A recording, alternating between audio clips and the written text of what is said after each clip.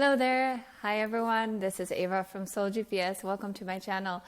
In this episode, what I wanted to do is answer a question I received recently about broadcasting the abuse to other people on social media and so on. I'm going to read the question to you. It came from Chris, and he asked this. He says, hello Ava, thank you for taking the time to make your videos.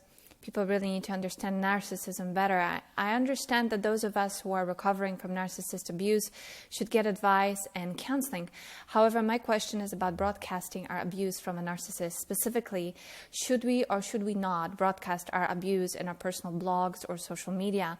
I've seen people who were abused by narcissists pop up from time to time on social media. What are your thoughts about publicizing the abuser? Even better, do you have a YouTube video that addresses this? And so here is the video for Chris. So this is a great question, and all I wanted to say for the start, which I think is going to set a lot of constructive thinking in motion, is that everything we do has consequences. So of course, if we do call people out, especially by their name, things will happen, right? And the question is, are you prepared to deal with the consequences? Do you want to deal with the consequences? And if that person is particularly destructive, but also has a way of behaving so that other people think that they're just, a prime example of morality in the community, then this might isolate you and create backlash.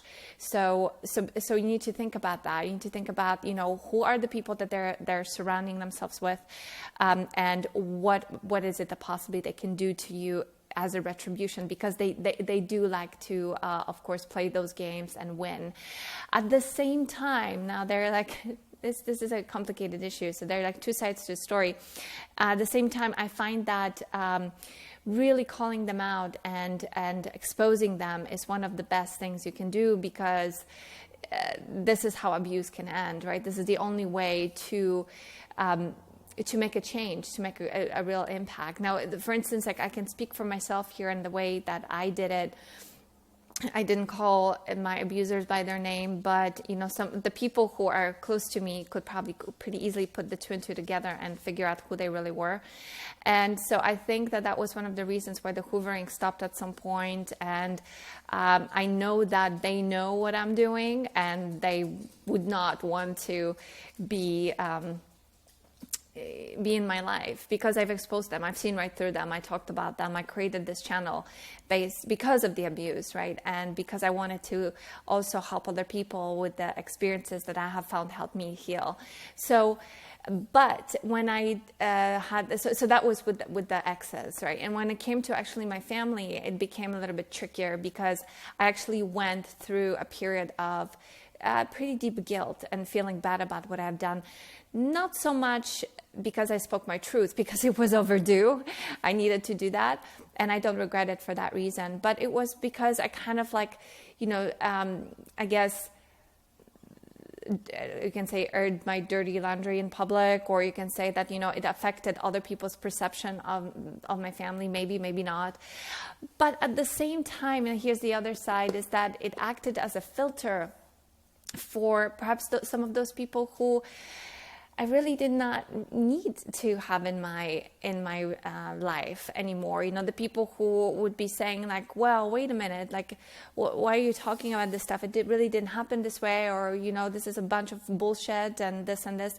And I felt that for way too long, I have kept my mouth shut and never spoke about what really took place. And the case with me was really complex. It wasn't like a straightforward thing that this was done to me and and it's here black and white. It was little complex things. It was the whole enchilada, as they say.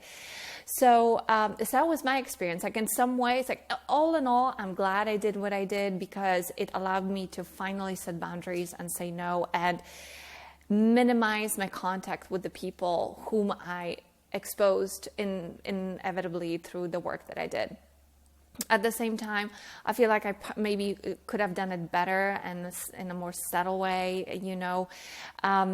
So, and I didn't need to deal with too many of the consequences, because I basically blocked most of the people out that were in that community. So think about it in this way, like, for instance, depending on where you are in your journey, where you are with your healing.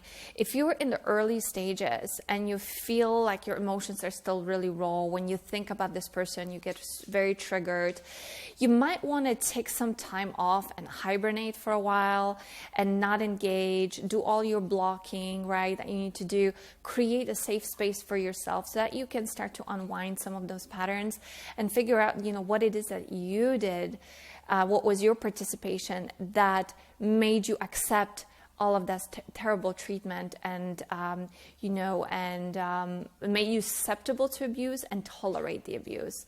Yeah, let's put it that way. What was the training? What was the early childhood training that made you accept it and put up with the games?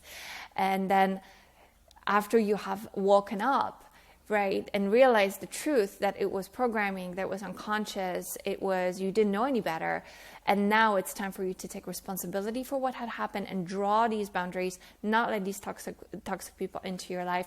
And so by exposing them, it's kind of like, dropping a bomb in the middle of a minefield. It's going to set off this chain reaction of more explosions. So be prepared that this is something that might come back. All of these flying monkeys might get excited and activated, and they will come together and create the smear campaign, against you and all that stuff. And maybe you don't care. Maybe you've already, raised the wall and you just let them have their own,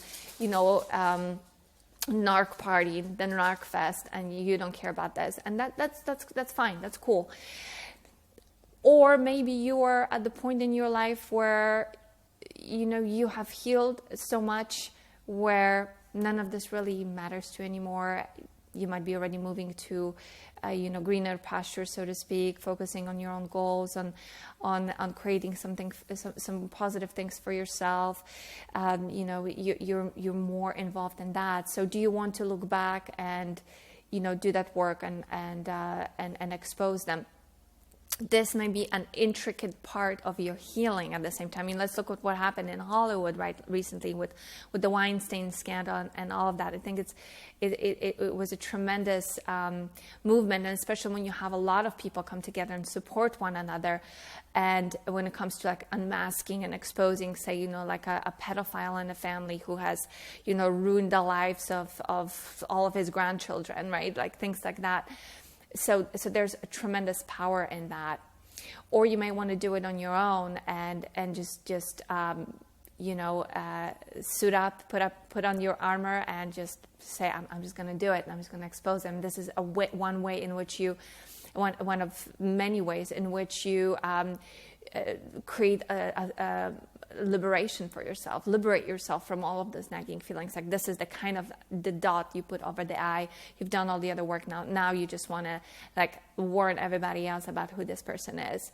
So whatever works for you, whatever feels best for you, I would encourage you to, number one, check in with your emotions, where you are in your journey, and also to really think about what are the possible consequences of that, what things you're going to be setting in motion, and then try to gauge how you feel about that, and whether you're up for it, or whether it's something that might need delaying, or whether it is something that you're ready to do now, and you're just you're open to whatever may come as a result.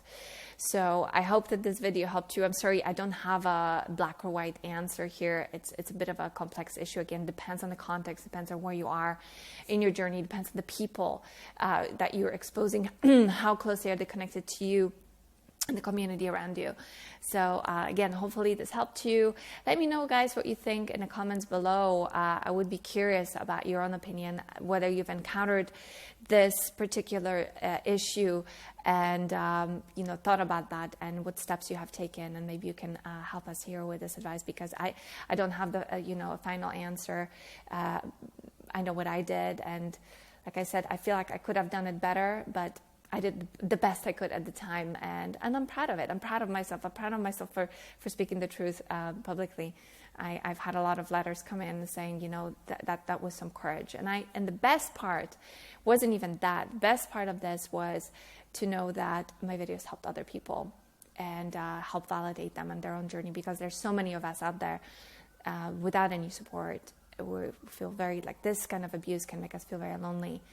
and isolated from others, and that's not good. That's not good. So I wanted to step forward and say, guys, you're not alone in this. Many of us suffering. There's a whole big community, and I'm glad that my story, could help somebody else and what I've been through. So yeah, check in with yourself, and also do some logical reasoning about this, and that should allow you to make the right decision. And no matter what you do, no matter what you decide, know that this is the right path for you, and that's what matters. And how they react, how they respond, that's of course on them. We're all responsible for our reactions, for what we do. So all right, guys, I'm going to sign off.